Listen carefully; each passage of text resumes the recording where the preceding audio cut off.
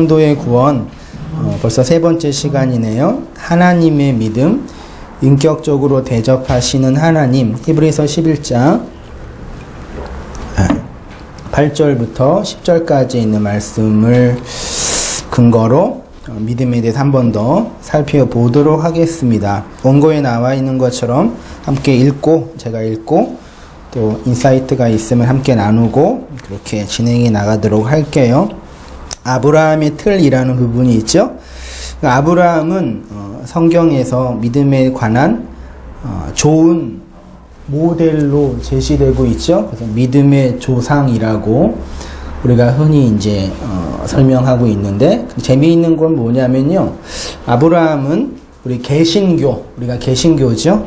기독교 범주 안에 개신교, 카톨릭, 그리고 동방 정교까지 포함되니까요. 아무튼 이 아브라함은 우리가 믿고 있는 개신교뿐만 아니라 카톨릭이나 심지어 유대교나 심지어 이슬람 교도들에게도 모두 믿음의 조상, 우리나라 문맥으로 하면은 한 단군 정도 될까요? 그냥 제 생각입니다. 그만큼 되게 중요한 인물이라고 합니다. 소위 말해 현대 철학은 플라톤의 범주 안에 있다고 하고, 현대 기독교 신학은 어거스틴의 틀 안에 놓여 있다고 해요. 그만큼 그런 것처럼 우리 아브라함은 그렇게 구약 경전을 하나님의 말씀으로 인정하고 있는 이 종파들의 어떤 믿음의 그 기준, 샘플, 근거라고 해요. 그러니까 중요한 것은 아브라함의 역사성이 중요한 게 아니라, 실존한 인물이니까요. 그것이 중요한 게, 그것도 중요하지만 그 역사성을 이제 우리가 어떻게 이해하고 어떻게 해석하고 어떻게 적용하느냐가 중요한 거죠. 그러니까 우리가 정치적으로 볼 때 여당이 있고 야당이 있잖아요. 제가 재미있는 게 뭐냐면, 같은 사안인데도 정치적인 입장에 따라서 여당이 얘기하는 것과 야당이 얘기하는 것이 달라요. 요 근래에 홍대에 우리 대통령을 대한 어떤 비난이니까 아무튼 그런 삐라가 뿌려졌잖아요. 근데 그것 가지고 여당은 이게 국가를 힘들게 하는 그런 태도다라고 말하지만, 야당은 국민의 의견을 반영한 거다, 그런 식으로 평가를 하잖아요.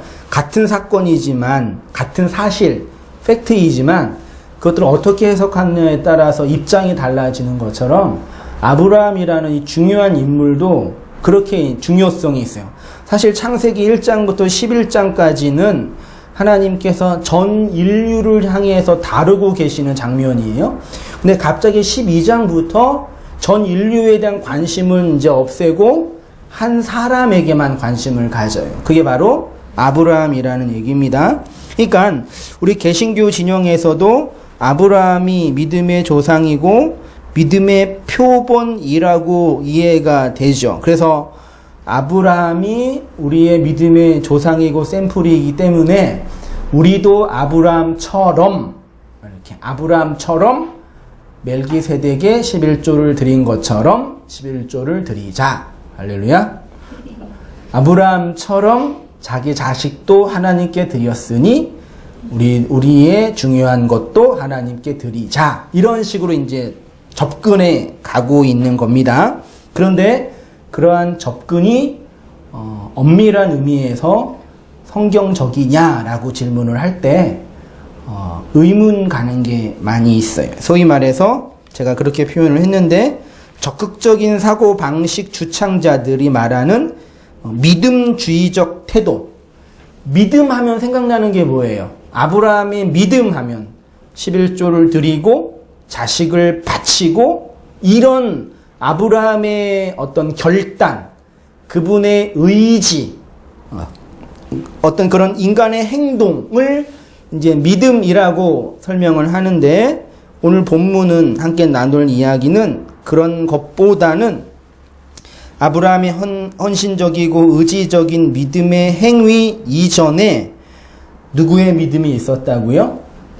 보이나요? 하나님의 믿음의 행위가 있었다라는 것을 한번 생각해 보자. 그래서 오늘 제목이 하나님의 믿음, 인격적으로 대접하시는 하나님이라고 제가 제목을 정한 거예요. 그래서 믿음의 모범생 부분에 아브라함이 우리가 따라가야 할, 본받아야 할 믿음의 모범생인지, 그러면 그분이 우리의 믿음의 샘플이라면 아브라함의 어떠한 믿음을 쫓아가야 할지 그 부분을 한번 생각해 보겠습니다. 제가 그런 의문을 가졌습니다. 아브라함의 믿음을 우리가 이해하는데 여러 가지 어려움이 있다. 히브리서 11장 8절 본문에 잘 보시면 믿음으로 아브라함은 부르심을 받았을 때 순종하여 장래의 유업으로 받을 땅에 나아갈새 갈 바를 알지 못하고 나아갔으며 믿음으로 이방 땅에서 믿음으로 약속의 땅에 믿음으로 장막에 되게 아브라함의 믿음에 대해서 어떤 느낌이에요? 긍정적이고 본받고 추구하고 이 사람은 대단한 사람이다. 아브라함은 그렇게 믿음의 사람이다라고 말하고 있는 것처럼 보입니다. 그런 거죠. 하나님께서 아브라함을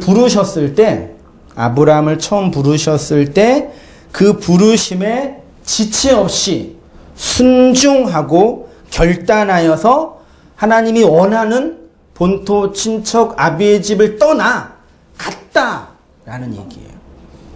정말 그럴까라는 얘기입니다. 그러나 아브라함이 본토 친척 아비의 집을 떠났을 때 그가 이미 믿음이 있는 사람이었는가? 여러분 어떻게 제가 카톡으로 성도님들에게는 문자를 보내드렸죠. 말씀 원고 있고 창세기 11장부터 15장까지 읽어오시면 좋겠습니다. 숙제한 사람 한 사람 이렇게 말을 안 들으세요. 근데 보면은요, 아브라함이 하나님이 처음 갈대아 우르에 있었던 아브라함을 부르셨을 때 그가 정말 믿음이 있었고 그 믿음으로 하나님께 순종했냐? 대부분의 학자들과 주석가들은 아브라함이 믿음으로 하나님께 순종했다라고 해석을 해요. 그런데 주석집이나 책을 좀 보니까 소수의 학자들과 주석가들이 그렇지 않다라고 얘기해요. 저는 누구 편일까요? 저는 소수의 편이에요. 아브라함이 처음부터 믿음이 있지 않았다라고 생각이 돼요. 그럼 왜 그런지 한번 아브라함의 생애를 통해서 잠시만이라도 살펴보도록 할게요. 창세기 11장 31절 있죠? 보세요.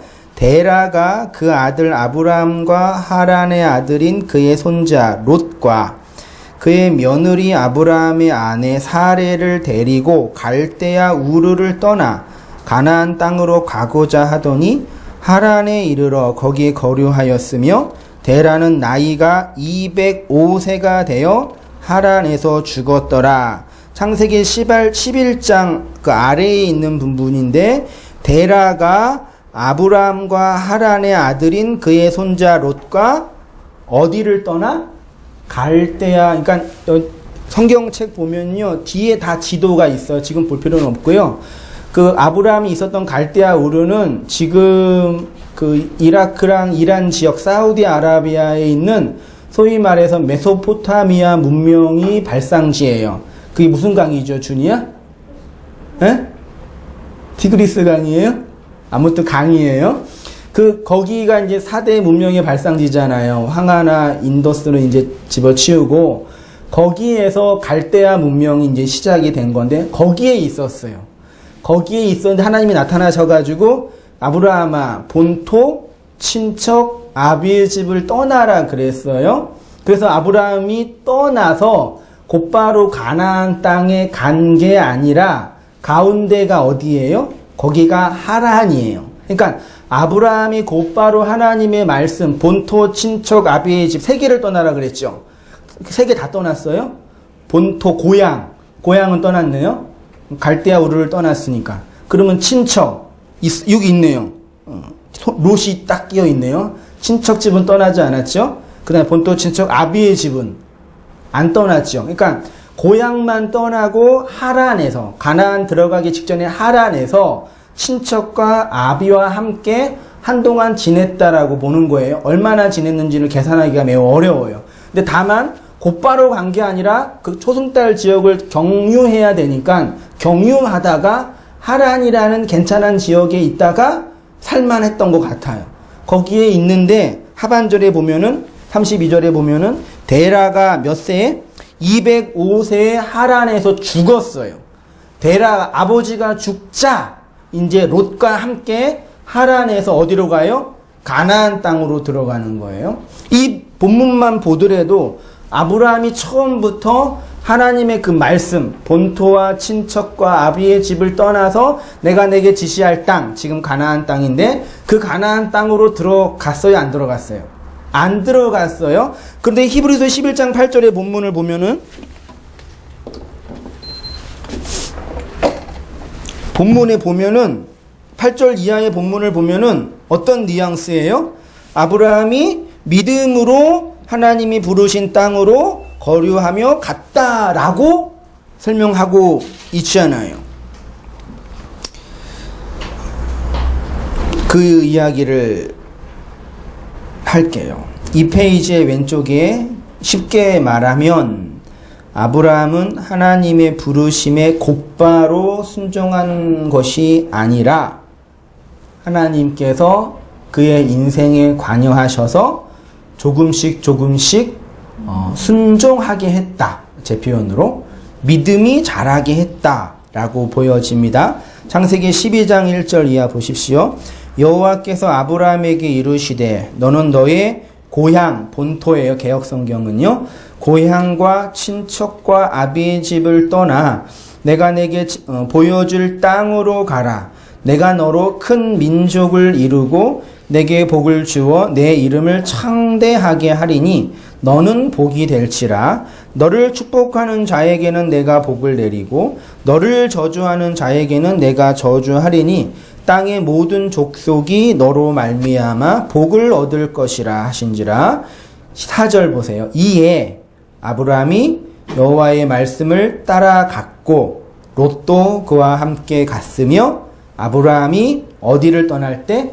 하란을 떠날 때 75세다. 그러니까 창세기 11장과 창세기 12장의 본문을 통해서는 아브라함의 믿음이 어떻게 만들어진지에 대한 설명이 좀 부족하지요. 다만 본문을 통해서 하나님이 아브라함에게 언약하시고 복 주시겠다고 약속하시고 아브라함은 그 하나님의 말씀에 순종해서 떠났다라고 얘기해요. 시작가 있고 시작만 있고 결론만 있고 그 안에 있는 내용과 과정이 본문에는 좀 보기가 어렵다 그 얘기예요.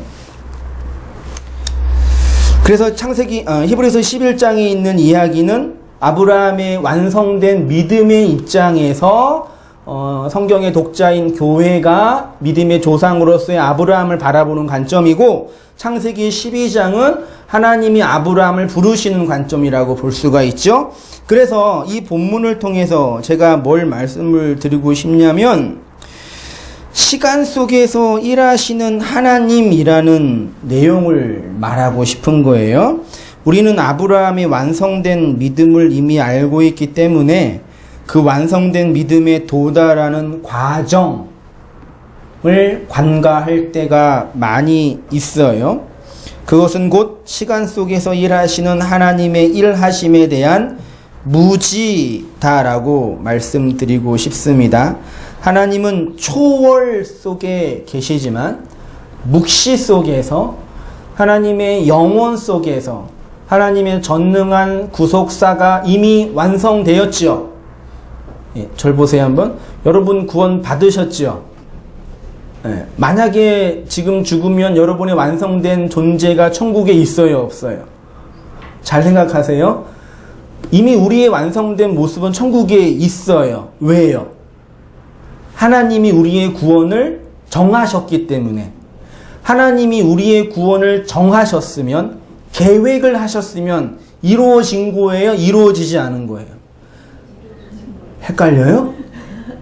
하나님이라는 신적 존재, 초월적이고 완전한 그분이 계획을 하셨으면 이루어진다, 안 이루어진다?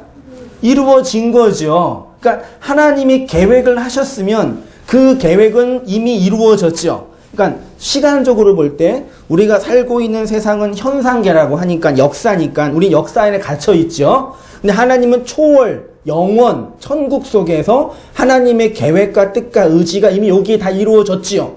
바울이 3층전 갔다 왔다 그랬잖아요. 그 3층전이 스카이, 우주 저기 목성 뒤에 있는 거기가 아니라 그 하나님의 완성된 그 초월의 세계예요. 거기에는 하나님의 계획하신 모든 것이 다 이루어졌단 말이에요. 그쵸? 네. 믿음의 눈으로 봐야 돼요. 근데 우리는 아직 못 이루어진 거죠. 그러니까 초월 속에서 완성된 하나님의 그것이 우리의 역사 속에서 이루어지는 과정이 있다는 얘기죠. 그러니까 오늘 하나님이란 그 신적인 존재는 이미 계획하시고 준비하셨으면 저와 여러분의 구원은 이미 완성된 거예요. 예. 그런데 문제는 그 완성이 어디에서 실제로 이루어지냐? 우리의 이 지리멸렬한, 이 고단한 역사의 과정, 생활 속에서. 그것을 지금 박영선 목사님은 시간 속에서 일하시는 하나님이라고 표현을 해요. 아침에 말씀을 묵상하다가 갑자기 그런 시가 떠올랐어요. 미당 서정주의 국화 옆에서. 이상해요? 한 송이 국화꽃을 피우기 위해 봄부터 소쩍새는 뭐 했다? 울었다. 그러니까 국화꽃이라는 결과, 완성이라는 것이 있기 위해서 뭐가 있어야 돼요? 소쩍새 우는 사연이 필요한 거죠. 그러니까 사람들은, 우리는 소쩍새 우는 사연은 잘 몰라요. 그건 상관없어요. 그냥 화려한 꽃만 보기를 원하죠. 그러니까 믿음이라는 가치를 우리가 어떻게 여태까지 이해했냐면, 믿음은 국화꽃의 화려한 꽃 얻는 방법 정도예요. 네? 믿음이라는 게 뭐냐? 화려하게 보이는 그 국화꽃을 얻을 수 있는 방법, 수단이, 믿음이 좋으면 그것들을 더 많이 얻고 더 화려하게 얻고 더 빨리 얻고, 믿음이 약하면 잘 못 얻는 거.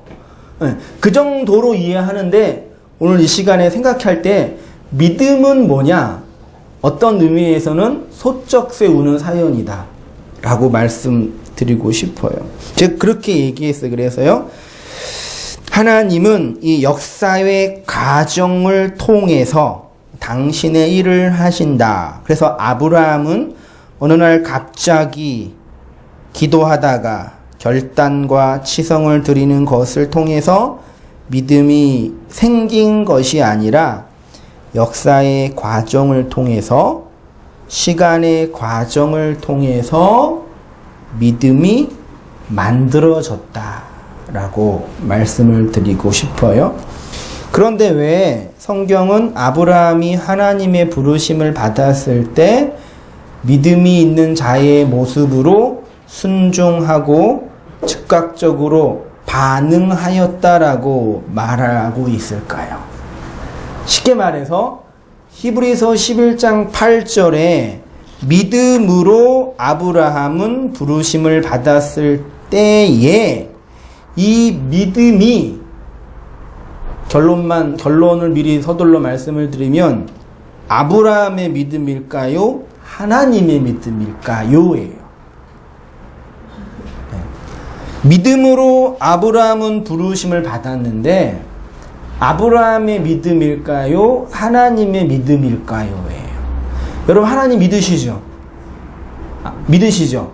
여러분이 하나님을 믿으시는 것처럼 하나님도 여러분을 믿으세요.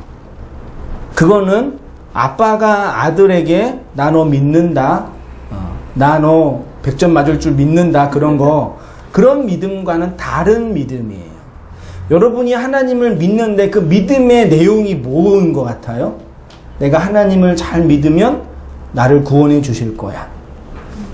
내가 하나님을 믿으면 이 인생의 어려움들과 난관을 이겨낼 수 있을 거야. 그런 믿음이지요. 그거는 좋은 믿음 아닐 수 있어요. 성경이 말하는 믿음이라는 부분이 있습니다. 그러면 믿음으로 아브라함이 부르심을 받았을 때 순종했다라고 할 때 그 믿음을 생각해 보자는 얘기예요. 이 믿음을 얘기할 때 그동안 한국교회 안에서 어떻게 말씀드릴까요? 오용되고 오해되고 곡해된 믿음이 있어요. 제가 두 가지로만 정리했는데 한번 줄을 쳐보세요. 복음주의적 전천년주의적인 입장에서 말하는 믿음이에요. 복음주의는 어떤 얘기인지는 들어보셨죠? 우리 한국교회가 선교가 시작된 지가 110년 정도 됐는데 이만큼 교회가 성장한 거는 정말 어마어마한 기적이라고 외국에서 평가를 하세요. 근데 한국교회, 우리가 속해 있는 한국교회의 신학적인 틀은 크게 세 가지 정도예요. 첫째가 소위 말해 개혁주의라고 해요. 그냥 용어만 한번 들어보세요. 앞으로 이제 찬찬 공부할 거예요. 개혁주의 신학이 있어요. 그 다음에 복음주의 신앙이 있고 마지막으로 소위 자유주의 신학이 있어요. 한국교회 틀 안에는 칼빈이나 이 장로교 중심의 소위 개혁파, 정치 얘기해서 좀 죄송하지만 좀 알면 좋아요. 전통적인 문자 자체를 중요하게 여기고 성경에 대한 권위를 완전히 인정하는 소위 보수주의라고 말할 수도 있고 그런 개혁주의가 있고 극단의 이제 자유주의, 사회 개혁과 민중 신학 이런 것들 강조하는 분들이 있고 가운데에 복음주의 운동하는 분들이 있어요. 그러니까 한국의 대형 교회는 개혁주의일까요? 자유주의일까요? 복음주의일까요? 메가처치 소위. 교회가 크게 되려면 개혁주의는 잘 안 된다고 소위 말하고 자유주의도 잘 안 돼. 왜요? 기도를 안 하니까. 그래서 한국 100년의 선교 역사를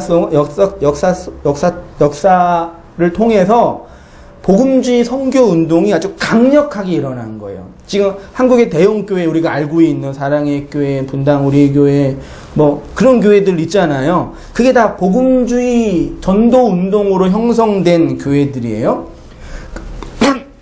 근데 문제가 뭐냐면 문제라고 하면 그렇지만 약점이 하나가 생겨버렸어요. 지금 대형 교회가 막 우르르르 막 흔들리고 있잖아요. 대형 교회 치고 문제가 없는 교회가 없어요. 그래서 교회 안에 문제 없는 교회가 어디 있냐, 저 그런 문제가 아니라 그 문제가 뭐냐면 교회가 대형화된 것도 문제가 있지만 그 인프라를 받쳐줄 사상적 근저가 없어요. 예, 사상이 없어요. 신학 사상이 없어요. 근데 그분들이 열심히 복음을 전하면서 복음주의는 뭐 하는 거냐면 하나님의 말씀을 가지고 많은 사람들이 지옥에 있는데 그들에게 복음을 전해서 빨리 그들을 천국으로 인도하자예요. 좋지요? 이 CCC 같은데 내비게이터나 UBF나 이런 그 빌브라이트나 김준권이나 로닝 커닝이나 내비게이터는 창설자가 누구지? 아무튼 그분이 그런 분들은 이 마음에 불이 있는 분들이에요. 영혼 구령에 대한. 그래서 어떻게 해서든지 복음을 전해서 저 죽어가는 영혼들을 살려낼까? 제가 그랬거든요. 뭐 지금도 안 그런 건 아니지만 그 고민 속에 있기 때문에 복음을 어떻게 하면 더 쉽고 효과적이고 잘 전할까 고민하다가 만들어낸 게 뭔지 알아요? 영접 기도예요. 이 영접 기도가 어떤 의미에서는 좋아요. 예수님은 널 기다리고 계셔. 하나님은 널 사랑하셔. 근데 네가 영접만 하면 돼. 그리고 요한복음 1장 10절의 말씀을 근거로 해서 영접하는 자, 곧 그 이름을 믿는 자는 하나님의 자녀가 돼. 영접해? 네. 영접했지? 그러면 성령이 어디 계셔? 네 안에 계셔. 믿으면 돼. 그게 사형리잖아요. 근데 이게 복음을 전하는 데는 효과적이고 전략적인 측면도 있고, 실제로 제가 그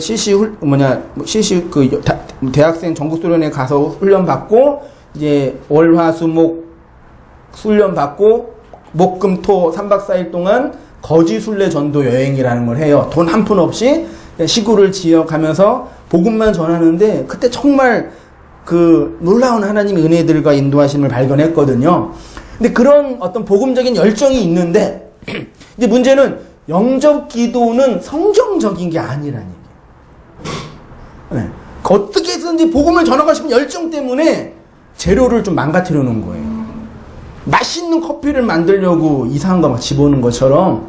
그래서 교회는 커지고 많은 사람들이 교회 안에 들어와서 복음을 이해하고 성경을 아는데 그 내용을 보면은 신학적인 내용이 없는 거예요. 근데 그게 지금 한국교회 형편 안에서 그런 신학적인 인프라가 무너지고 있는 시대가 되고 있는 거고, 그게 이제 더 가중될 거라고 이제 그 한국의 선교학자들이나 신학자들이 보고 있어요. 이렇게, 근데 이 영접 기도에서 말하는 그 믿음, 너가 믿기만 하면 돼. 근데 그 믿음은 성경이 말하는 믿음이 아니라 소위 말해서 적극적인 사고방식 주창자들이 말하는 이성적 동의, 지적인 동의예요. 지적으로. 예수님 믿어. 성탄절날 재밌게 노셨어요? 안 노셨어요? 누가 어떻게 교회에서 성탄절 예배도 안 드리고 그럴 수 있냐고 누가 나한테 그래던데, 예수님도 태어나지 않는 날 굳이 왜 드려야 돼요? 네. 아, 드리면 좋지요. 드려서 감사한금도 걷고 그러면 좋은데 내년에 꼭 드립시다. 네. 할렐루야. 네. 꼭 드릴 거예요, 내년에는요. 네. 성탄헌금 지금, 성탄 설교 지금부터 준비할게요. 아, 뭐 하다가 빠졌죠? 네. 이렇게 지적으로 예수님이 오신 날 믿잖아요, 다. 그러니까 믿으니까 예수님도 모르는 분들이 그렇게 평소에는 계속 하던 분들에게 성탄절 입은 날 그렇게 좋아해가지고 그 명동 다니면서 놀고 막 정신이 없으시더라고요. 그러니까 그런 지적인 동의를 믿음이라고 하는 거예요. 근데 그거는 믿음이 아니라 지적으로 동의하는 거예요. 알아요. 예, 믿어요. 예수님 알아요. 교회 알아요. 성경 하나님 말씀이라면 알겠어요. 그 정도예요. 그건 우리를 구원으로 인도하는 믿음이 될 수 없습니다. 이런 잘못된 믿음 속에서 소위 말해 기복주의적인 신학, 교권주의 안에 갇혀 있는 거, 신비주의, 심리학, 엔터테인먼트, 이런 다양한 짬뽕이 교회 안에 들어와서 한국교회가 이렇게 많이 이렇게 무너지고 있는 과정이라고 보고 있는 거죠.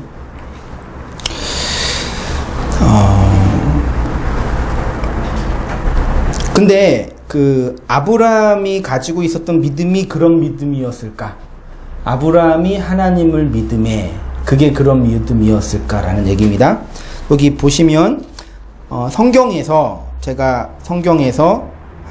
아브라함이 하나님께 믿음이 있는 자라고 인정받은 장이 몇 장인지 아세요? 답이 있죠? 창세기 15장 6절, 되게 중요한 구절이에요. 창세기 1장 1절, 창세기 3장 15절, 창세기 15장 6절, 요한복음 3장 16절. 되게 중요한 말씀이거든요. 창세기 15장 6절이 뭐예요? 아브라함이 여호와를 믿으니 여호와께서 이를 그의 뭐로 여긴다? 그러니까 믿음과 관련해서 볼 때 하나님께서 아브라함의 믿음을 인정해준 첫 장면이 여기에요. 그리고 15장 이후에 하나님께서 아브라함과 뭘 맺어요? 언약을 맺어서 그 소를 자르고 지나가는 장면 나오고 17장에서 계명이 일어나고 그렇게 가다가 22장에서 모리아 사건이 있는 거거든요. 그러니까 그러면 12장에서 아브라함의 믿음은 도대체 뭐냐 이 얘기예요.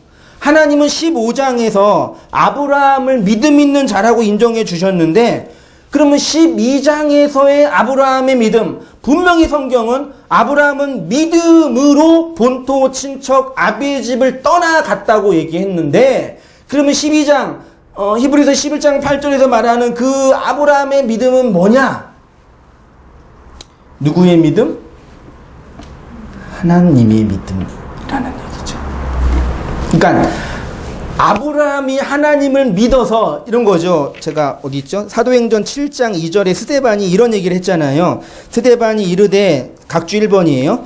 여러분 부형들이여 들으소서. 우리 조상 아브라함이 하란에 있기 전이에요. 그죠?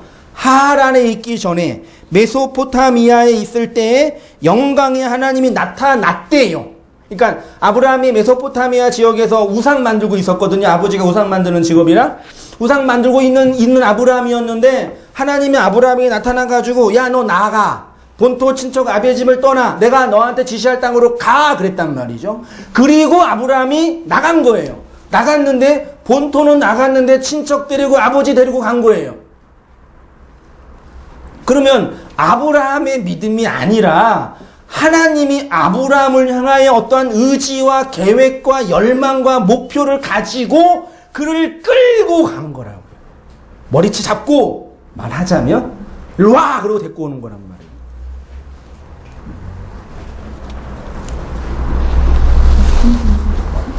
그러니까 아브라함을 믿음의 조상이라고 할 때요. 잘 들어보세요. 아브라함을 믿음의 조상이라고 할 때 아브라함의 헌신, 그의 열정, 그의 결단이 아니라 그것도 있지만요. 아브라함 되게 한 하나님의 믿음, 여러분 되게 하는 하나님의 계획, 하나님의 의지를 알아야 된다는 얘기예요. 그걸 알아먹는 사람이 누구예요? 믿음이 있는 자예요. 3페이지에 성경이 말하고 싶은 것이 있습니다. 성경이 말하고 싶은 것은 하나님이 어떻게 아브라함을 불러서 모든 민족의 아비가 되게 했는가 예요. 그것은 하나님이 이스라엘을 부르실 때 그들을 구원으로 부르신 이유와 같은 거죠. 다시 말해서 아브라함을 부르실 때 아브라함의 의지적인 믿음의 요소가 들어있기 전에 아브라함을 불러내신 하나님의 계획과 의지와 내용에 믿음의 요소가 있다. 그러니까 창세기 쉽게 여러분 쉬운 거 좋잖아요. 쉽게 말씀드리면 창세기 12장부터 시작된 그 믿음은 누구의 믿음이라고요? 하나님의 믿음. 이걸 알아먹는 사람들이 있어요. 언제? 믿음이 생길 때. 하나님이 내 역사 이전부터 나에게 이런 믿음과 의지를 가지고 다루고 오셨구나. 그래서 그 믿음의 임팩트가 일어날 때 회개가 일어나는 거예요. 아, 오늘 내가 이렇게 있는 거는 내 어떤 노력과 의지 이전에 하나님이 다루시고 인도하신 과정이었구나를 그 믿음을 발견할 때 확인하게 되는 거죠. 이해되세요? 쉬운 예를 들면 뭐라 그럴까요? 좋은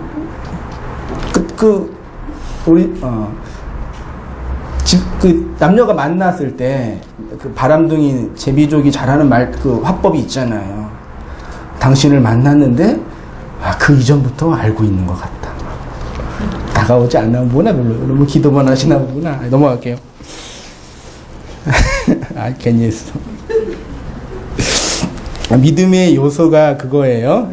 믿음의 요소는 아브라함의 의지나 아브라함의 결단이나 그의 책임 이전에 하나님이 그에게 가지고 계신 계획과 의지. 그러면 여러분 절 보세요. 그러면 여러분은 하나님을 향한 믿음이 있으시잖아요. 그러면 하나님이 여러분을 향해서 어떠한 계획과 의지와 목표를 가지고 계심을 알고 있잖아요. 그럼 한번 하나님 편에 생각해 보자 얘기예요. 하나님께서 초월자이신 하나님께서 나 같은 인간 피조물에게 어떠한 계획과 의지를 가지고 계실까예요. 한번 생각해 보세요. 지금이라도 하나님이 여러분을 한성민을 저를 어디다 써먹으려고 믿음을 주시고 계획과 의지를 불어넣어 주셨을까요? 쉽게 말씀드리면 하나님이 나 같은 사람 목사 만들려고 그렇게 인도하시고 믿음을 주셨을까예요. 우리는 그렇게 하나님을 설명할 때가 많이 있죠. 근데 하나님 입장에서 볼 때 하나님이 우리를 어디에다 갖다 써먹으려고 불러주신 게 아니에요. 근데 창세기 12장을 잘 보면은 그런 뉘앙스가 있어요. 그게 문제예요. 내가 너를 불러서 복의 근원이 되고 너를 축복하는 자에게 복을 내릴 거야. 너는 복의 근원이 될 거야. 내가 너를 복으로 사용할 거야. 그래서 너를 불렀어. 이렇게 이해해서 우리도 그렇게 하나님이 우리를 불러가지고 소위 말해 뭐라 그럴까요? 축복의 도구, 믿음의 도구 그렇게 하잖아요. 근데 그거는 우리의 입장이지 하나님의 입장에서는 하나님 그렇게 굳이 할 필요가 있으셨어요? 없으셨어요? 그러니까 어떤 의미에서는 하나님은 이 세상을 굳이 만들 필요가 없으신 분이죠. 그렇죠? 시간과 공간과 역사를 굳이 피곤하게 만들 필요가 없어요. 제가 부교육전에 있을 때 한 청년 자매가 있는데 항상 물어봐요. 왜 나를 만들어서 이렇게 힘들게 살게 하냐고.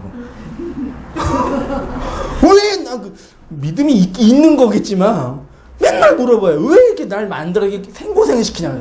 연애를 한번 했으면 괜찮은데 이게. 그래서 자매 기도보다는 연애 한번 해보면 어떻겠냐고. 아직도 안 하는 것 같더라고요.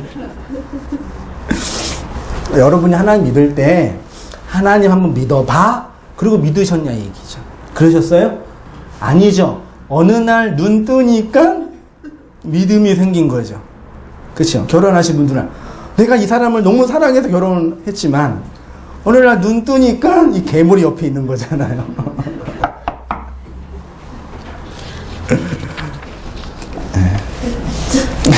큰일 났다 오늘. 이렇게 우리는 3페이지 맨 위에요. 우상을 만들면서 살고 있었던 아브라함에게 하나님이 그에게 나타나셔서 부르셨죠. 그러니까 하나님 편에서 아브라함을 부르신 이유가 그거란 얘기입니다. 아브라함을 부르신 이유, 하나님이 아브라함을 어디다 써먹으려고 부르신 것이 아니라 하나님과 거래를 하기 위하여 부른 것이 아니라 하나님은 아브라함의 인격과 그의 존재와 그의 자체를 부르신 거예요. 여기 줄 빡빡 그으세요. 믿음은 뭘 알게 하냐면요. 하나님께서 나를 어디다 써먹으려고 믿음을 주어서 잘 훈련시켜서 어디다 써먹으려고 부르신 게 아니라 나의 존재 자체를, 나의 인격 자체를 부르는 거예요. 이거 정말 저는 발견하고 며칠 밤을 못 잤는데 이렇게 쉽게 말씀을 하다니. 아침에 제가 운전하고 이제 우리 집사람이 애들 데리고 오는데 우리 집사람이 이제 간식 사고 나가는 사이에 뒤에서 애들이 맨날 싸우고 난리 나거든요. 셋이서. 차가 좀 크든지 아주 싸우는데 큰아들이 나 막 하면서 야 조용히 해. 그러니까 큰아들이 하는 얘기가 아빠 음악 틀어주면 조용히 할게. 그러는 거예요. 그래서 화가 나가지고 이 자식이 나를 뭘로 보고. 그러니까 물론 그동안 내가 많이 안 틀어줬으니까 그런 표현이 있지만 그래서 악동 뮤지션 틀어주면 내가 조용히 할게. 이게 믿음이에요? 네? 그러니까 하나님이 이렇게 거래하면 돼요, 안 돼요? 그러니까 하나님은 우리를 그렇게 대접 안 하세요. 네? 그러니까 우리가 뭘 하고 안 하고는 우리의 문제예요. 여러분 막 그 주일날 예배 열심히 드리다가 안 드리면은 느낌이 어때요? 괜히 좀 허전하고 괜히 좀 문제 있을 것 같고 그치? 괜히 그러잖아요. 그 우리 느낌이에요. 하나님이 딱 보면서 너 예배 안 들었어. 너 죽었어. 그러면 막 그 길 가는 길 막 넘어지게 하고 미끄러지게 하고 막 다리 부러지게 하고 그래서 진짜 부러지고 오잖아요. 그 다음 주에 거 봐 예배 안 드려서 그래. 그거 아니에요. 그러니까 편안하게 그다 빼먹으란 얘기가 아니라요. 그러니까 하나님은 우리를 그렇게 대접하시는 양반이 아니세요.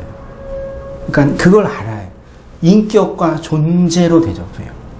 인격과 존재로. 그래서 우리를 불러주신 거예요. 제가 그렇게 표현해. 믿음은 더 약한 쪽이 강한 쪽을 의지함으로 어떠한 반대급부를 얻을 수 있는 조건이나 원인이 아닙니다. 믿음이라는 것은 동등한 두 인격이 관계를 맺는 거예요. 그러면 여기서 놀라운 하나 교리를 발견할 수가 있잖아요. 뭐예요? 하나님이 우리를 믿음으로 대접하신다는 얘기는 우리를 잘 훈련시키고 조종해서 어디다 써먹으려고 하시는 것이 아니다라면은 뭐 하시려고 그러는 거예요? 하나님이 여러분들을 하나님과 동등한 인격으로 대접하신다는 얘기예요. 피조물인 인간이 먼지, 티클, nothing, 아무것도 아니잖아요. 그렇죠? 죽으면 그냥 흙이잖아요. 그런 피조물을 창조주와 동일한 인격과 존재로 대접해 주시는 거예요. 놀랍습니다. 그게 구원이에요. 창조주 하나님이 피조물인 인간을 하나님으로 대접해 주시는 거예요. 그 예수님께서 그런 말씀을 산상수훈에서 하셨어요. 뭐라고? 그걸 많은 신학자들이 무슨 명령을 황금률이라 그러거든요. 마태복음 7장 12절에 너희가 대접을 받고 싶은 대로 남을 대접하라. 이것이 선지자와 율법이다. 이거 어떻게 이해하셨어요? 다른 사람들에게 내가 좋은 사람 되고 싶으면은 그 사람에게 좋은 걸 줘야 된다. 그거 인간관계잖아요. 그 얘기는 1차적으로 그런 뜻이 아니라 하나님이라는 그 신이 창조주가 피조물인 우리를 대접해 주시는 거예요. 뭘로? 하나님 자신으로예요. 그래서 어떻게 해주셨어요? 하나님 자신을 주셨잖아요. 하나님으로 대접하려고 그렇게 오신 분이 예수의 성육신이고 그 날이 성탄절이에요. 인간들이 지지고 먹고 노는 날이 아니라 하나님 자신을 우리에게 주신 사건이라고요. 왜 이렇게 열받지 내가? 죄송해요. 그게 하나님의 믿음입니다. 하나님이 우리를 이성 없는 짐승이나 무선 조정 장치로 조작하고 조정하시는 양반이 아니라 우리를 인격으로 존재로 대접해 주시는 거예요. 그래서 하나님에게 믿음이 필요한 거예요. 그래서 하나님에게 왜? 인간들 보면은 우리를 보면은 이게 안 되거든요. 한번 그냥 머리 그냥 한 대 내 한번 조정해가지고 뿅 만들어 놓고 그냥 따따딱 움직였으면 너무 좋잖아요. 네. 군대가 좋은 게 뭐예요? 말 다 움직이잖아요. 너무 좋잖아요. 집에서 그러면 돼야 안 돼요? 준이야. 그러면 난리 나죠.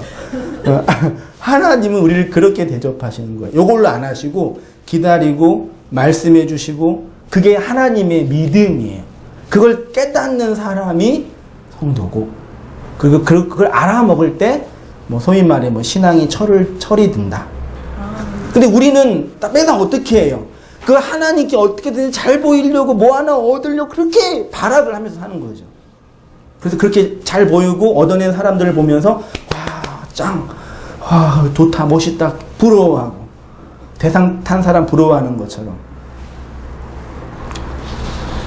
신앙 아니죠.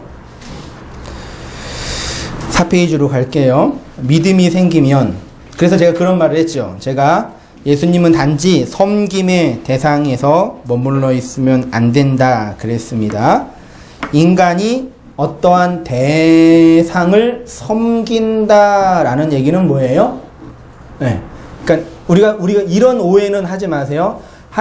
예수님이 섬김의 대상이 아니다라는 표현은 우리가 하나님을 공경하지 말아야 된다. 그런 의미는 아니에요. 근데 뭘 말씀드리고 싶냐면 인간의 입장에서 어떠한 대상을 섬긴다라는 얘기는 내가 그 대상보다 힘이 세요, 약해요?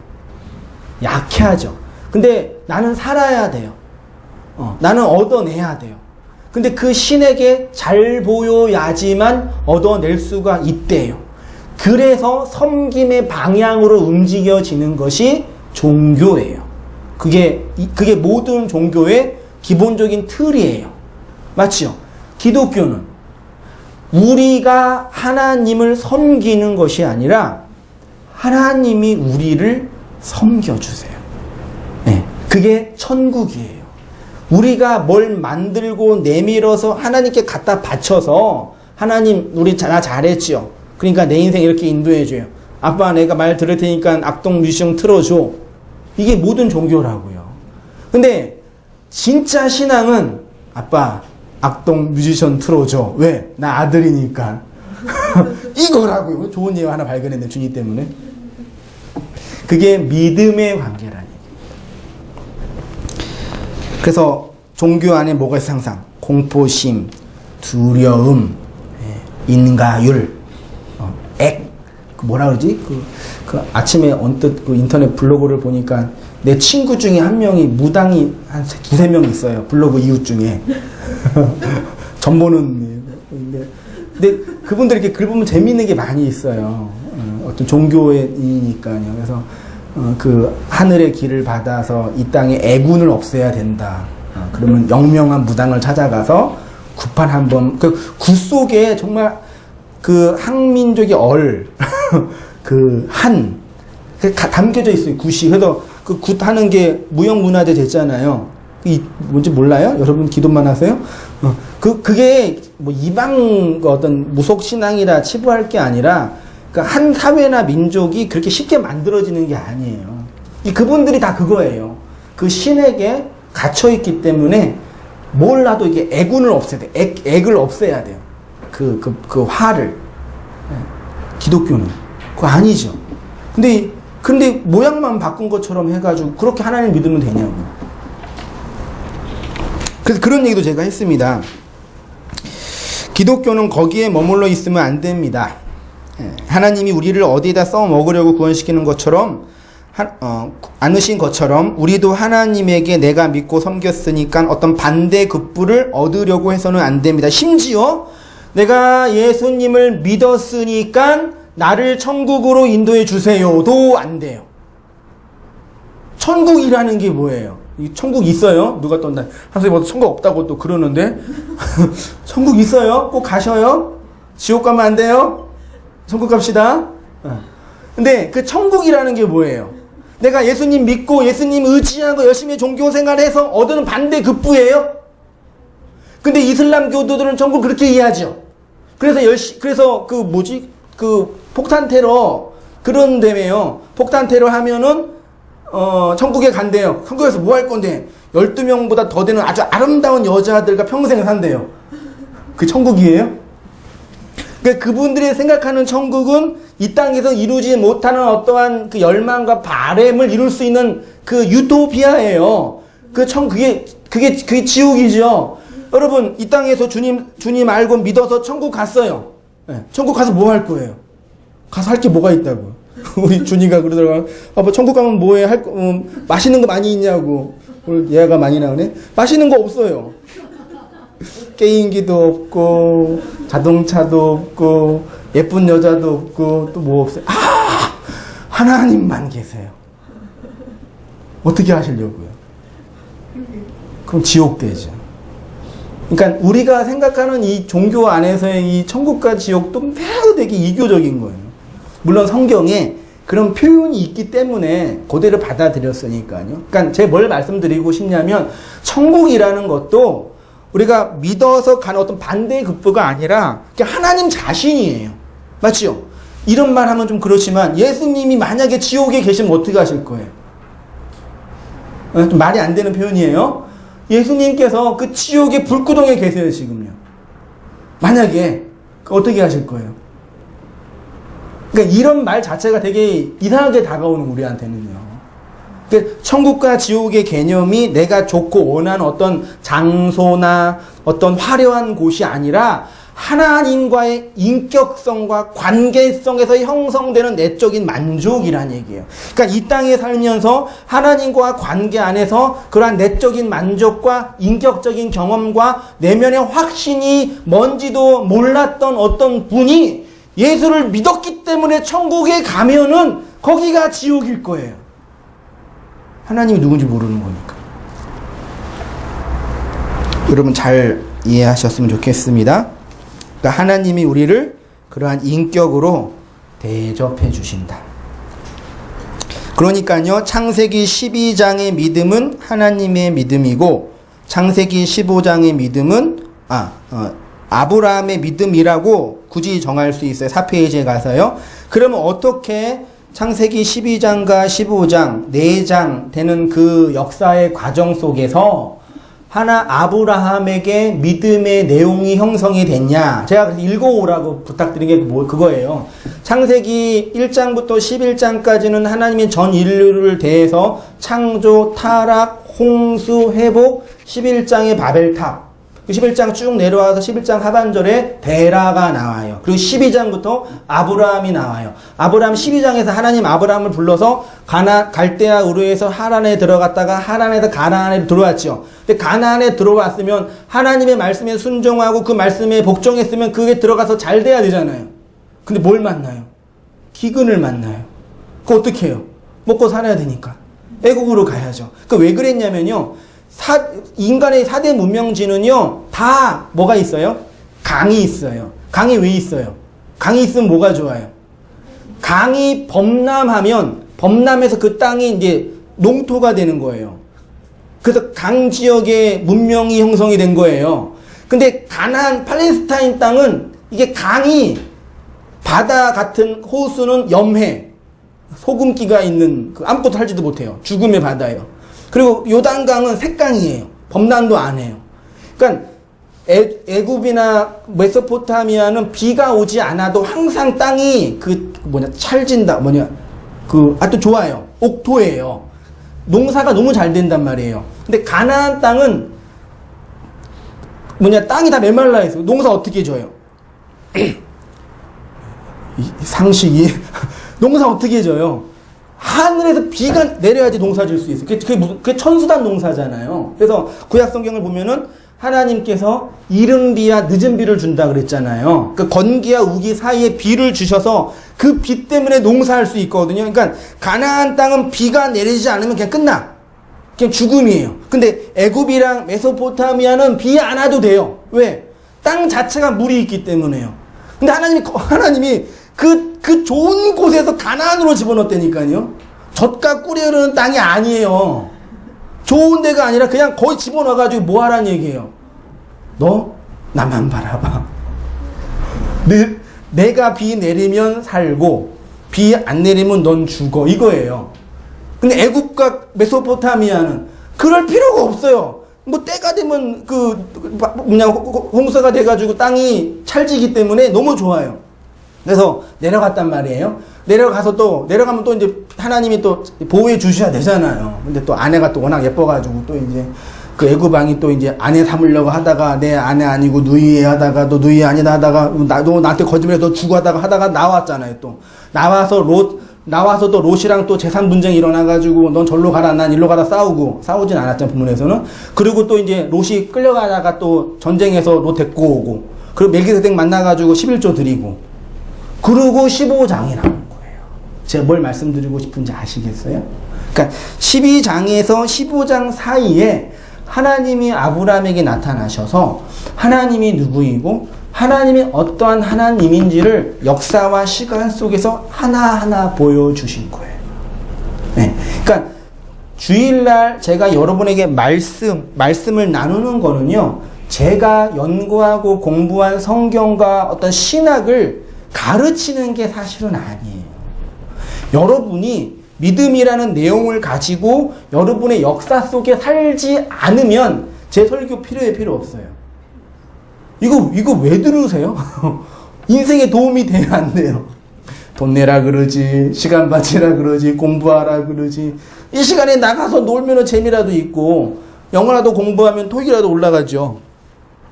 그러니까 믿음으로 산 사람들에게만 하나님의 가르침이 의미가 있다예요. 그러니까 아브라함이 그렇게 하나님이 그의 인생을 다루고 인도해 주셨던 것처럼 우리들도 그렇게 다루시고 인도해 주셔요. 실패도 경험하게 하고 고난 속에서 승리를 발견하게도 하신다는 얘기죠. 그래서 뭘 말씀드리고 싶냐면 믿음이 되게 하는 과정이 있다라는 겁니다. 그렇죠? 바울은 이 얘기를 한마디로 이렇게 표현합니다. 로마서 1장 17절에 복음에는 하나님의 의가 나타나서 믿음으로 믿음에 이르게 하나니 기록된 바 오직 의인은 믿음으로 말미암아 살리라 함과 같으니라 그랬죠? 여기에 한번 동그라미 해보세요. 복음에는 하나님의 의가 나타나서 결과물이 뭐라고요? 믿음으로 믿음에 이르게 한. 앞에 있는 믿음은 소위 말해서 객관적인 믿음이라고 해요, 신학자들이. 뒤에 있는 믿음은 주관적인 믿음이라고 해요. 앞에 있는 믿음은 하나님의 믿음이고 뒤에 있는 믿음은 인간의 믿음이라고. 그래서 믿음은 어디에서 나오냐? 믿음에서 나온다. 로마서 3장 21절 이제는 율법 외에 하나님의 한 의가 나타났으니 율법과 선지자들에게 증거를 받은 것이라. 곧 예수 그리스도를 믿음으로 말미암는 모든 사람들에게 미치는 하나님의 의다. 예수를 믿으면 구원받는다. 이게 기독교 신학, 기독교 구원론의 핵심이죠. 저를 보세요. 결론 맺을게요. 예수를 믿으면 구원받지요. 그러면 예수를 믿어서 구원받을 때 예수가 중요할까요? 믿어서가 중요할까요? 믿어서가 중요하죠. 근데 앞에 예수가 없으면 믿음이 아무리 강해도 그 믿음은 쓸데없는 믿음이죠. 그래서 믿음이 중요한 게 아니라 예수가 중요해요. 그러니까 예수가 믿게 하는 거예요. 좀 과장법으로 설명드리면. 그러니까 우리는 믿음이 중요하다 생각해요. 누구의 믿음? 나의 믿음. 나의 기도. 그렇다 기도가 중요하지 않다는 얘기는 아닙니다. 나의 헌신. 나의 경험이에요. 그러니까 여러분 잘 들으세요. 진짜 믿음은 하나님을 믿고 있는 나를 믿는 게 아니라 나를 믿고 있는 하나님을 믿는 거예요. 아이 어렵다 이거. 하나님을 향한 믿음이에요. 그 하나님을 내가 믿는 거예요. 나를 믿고 계시는 그 하나님을. 더 이상은 나도 설명 못 하겠어요. 저 한계예요. 근데 우리는 인본주의 사상에 많이 갇혀 있어가지고 너의 믿음이 중요하다. 나가 경험하는, 내가 체험하는, 내가 헌신하는 나의 믿음이 중요하다고 생각하는 거예요. 그러면 나의 믿음을 말하게 되면 어떤 문제가 생기지 아세요? 믿는 내가 중요해요. 믿음의 대상이 아니라요. 그러니까 나중에는 예수도 필요 없어진다니까요. 좀 과장법으로 얘기하면요. 예수가 중요하지 내가 중요한 게 아니라고요. 그래서 에베소서 2장 8절에 너희는 그 은혜를 인하여 믿음으로 말미암아 구원을 얻었으니 하나님의 여러분 선물이 뭐예요? 선물이 뭐죠? 에? 선물이 뭐죠? 네, 값없이 어떤 반대급부. 예를 들어서 제가 한혜자매한테 뭘 선물을 줬으면 내가 선물을 줬으니까 나중에 한혜자매가 나한테 선물을 줘야 돼. 이게 선물이 아니에요. 아니죠. 저는 순수했어요. 아니, 미안해. 결혼하기 전에 결혼하면 이제 축의금 걷잖아요. 여러분 몰라요? 축의금 내잖아요. 근데 아버지가 이제 결혼 다 끝나서 축의금 이제 받은 거 이제 저한테 이제 보여주시면서 아버지 반, 나 반. 네, 손님 반은 아버지 손님이니까요. 근데 그러면서 저한테 하시는 말이 성민아, 이거 빚이다 그러는 거예요. 나는 축의금은 그냥 결혼을 축하해서 주는 거라고 생각했어요. 진짜예요. 바보죠? 근데 이게 빚이래요. 그 축의금은 선물이에요? 빚이에요? 그거 무슨 진짜 빚이죠. 내가 저 사람한테 10만원 줬는데 나중에 나 할 때 10만원 안 주지 않으면 막 욕하잖아요. 나 나쁜 놈들 그러잖아요. 그치요? 그래서 내가 안 가도 돈은 다 주고 가잖아요. 난 진짜 그걸 정말 몰랐어요. 청년 때는요. 근데 나중에 인생 사니까 이게 다 빚이구나. 근데 그건 선물 아니죠. 선물은 그냥 그 사람의 존재와 그 사람 자체가 기쁘기 때문에 그것 때문에 내가 뭘 받을 생각 없이 그냥 주는 거예요. 그게 진짜 선물이죠. 맞죠?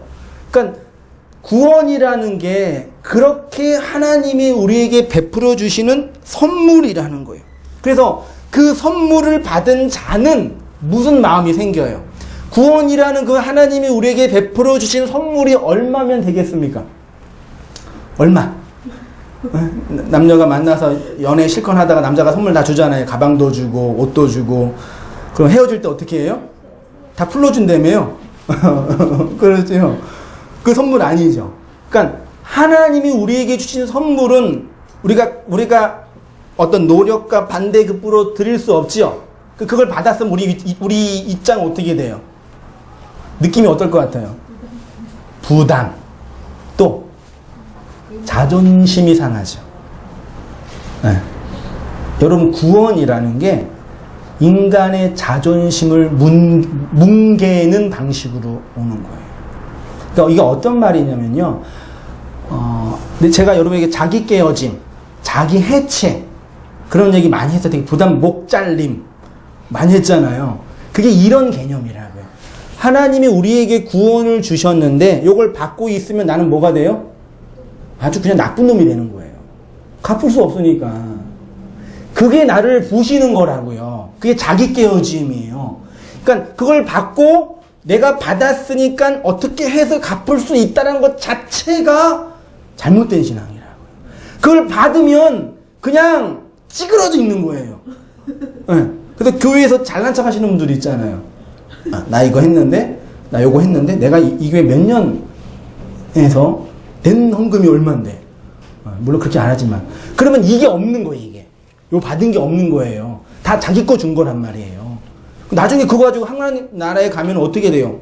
몰라요, 하나님이요. 그러니까 구원이, 하나님 우리를 깨트리는 방식이 그 구원의 가치를 줘서 깨트려요. 그래서 그걸 받은 사람은 어떻게 해요?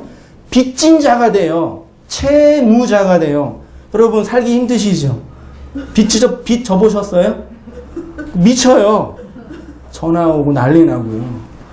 그 가지고, 그러니까 예수님께서 주기도문에서 우리가 우리에게 죄 지은 자를 사하여 준 것 같이 우리의 죄를 사하여 주옵소서라는 그 단어가, 그 죄가 공부한 분 알지? 뭐라 그랬어요? 하마르티아가 아니라 오페일레테스라 그랬잖아요. 오페일레테스는 빚이에요. 채무예요, 채무. 우리가 우리에게 빚진 그 채무를 변제해 준 것처럼 하나님 우리의 빚을 변제해 주세요. 그래서 바울은 사랑의 빚 외에는 아무 빚도 지지 말라고 한 거예요. 그 빚 가지고 내가 받은 그 빚, 그 구원을 받았으면 빚이 되잖아요. 그럼 빚을 변제해야 돼요, 내가요. 그게 전도예요, 말하자면. 받은 그 은혜를 나누어 주는 게 전도라고요. 복음은 그렇게 인간의 자존심을 깨트려요. 그래서 받은 그 사람도 사라지고 주신 그 하나님만 드러나게 되는 거죠. 그래서 믿음이라는 거, 역사와 인격 안에 만들어지는 믿음이 있죠. 여러분, 믿음이 어떻게 만들어지는지 아시겠습니까? 믿음이란 상대가 누구인지 알며 상대가 어떠한 존재인지 이해하고 경험하여서 그 존재에게 항복할 때, 항복할 때 만들어지는 거예요. 그래서 치성으로 만들어지는 것이 아니라, 내가 내 몸을 불태워서 만들어지는 것이 아니라, 한 인격이 다른 인격에게 승복하는 거는요, 이거는 진짜 우주적인 일이에요. 여러분 회사 가면은 상사 말 잘 듣죠? 안 들으면 잘리니까. 그 승복이 아니라 뭐라 그래요? 굴복. 권위의 굴복. 왜? 그 사람이 내 생사여탈권 페이를 주는 갑이니까요. 요즘 한국에 이제 그 갑질한다는 표현이 많이 있잖아요. 하나님이 우리에게 갑질하는 분이 아니란 얘기예요. 우리를 인격적으로 대접해서 우리를 기꺼이 승복하게 하시는 거예요. 그러면 뭘 얻는 거예요? 그 사람의 전 존재를 하나님이 얻어내는 거예요. 구원은 그렇게 이루어진다. 그러니까 하나님이 우리를 그렇게 얻어내려고 기다리시고 인내하시고 말씀하시고 설복하시고, 그래서 제가 진짜 설복이라는 단어를 쓴 게 그거예요. 말씀으로 낮아지셔서, 야, 나 이런 하나님이거든? 난 이런 하나님이야. 얘기해 주시는 거예요. 그런데 이 말씀을 읽고 설교를 들으면서 다 하나님을 어떻게 봐요? 힘센 하나님, 능력 많은 하나님. 근데 문제는 그 나는 능력 많은 하나님이 내 인생에 능력을 베풀지 않아. 미치는 거죠. 내가 뭘 잘못했는데 왜 내 인생에 이런 고난과 당신의 도우심이 나타나지 않냐고. 뭘 하면 되겠어요? 뭘 드릴까요? 그러잖아. 까불잖아요. 아니에요. 네. 혹시 조금이라도 그렇게 알고 계시면 박박 그으세요. 저는 공부를 못해가지고 X를 긋는 기분이 뭔지 알거든요. 박박 그으세요. 자존심 상하죠. 아, 이건 아니구나. 네, 틀렸구나. 제기랄은.